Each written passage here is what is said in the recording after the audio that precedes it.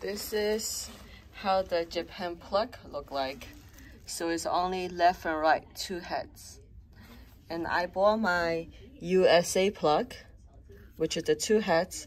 All I charge is my Samsung phone with a USB-C, and my iPad mini with my USB-C, and of course my iPhone.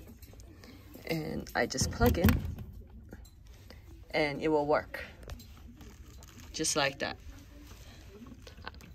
However, if you do have a hairbrush, like a hair dryer, and let's say that if the plug is the 3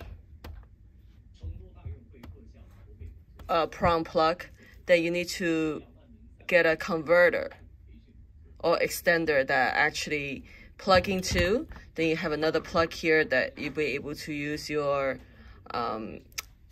hair blow dryer. But for me, all I need is the iProduct or the Samsung phone. Everything's fine. Thank you for watching.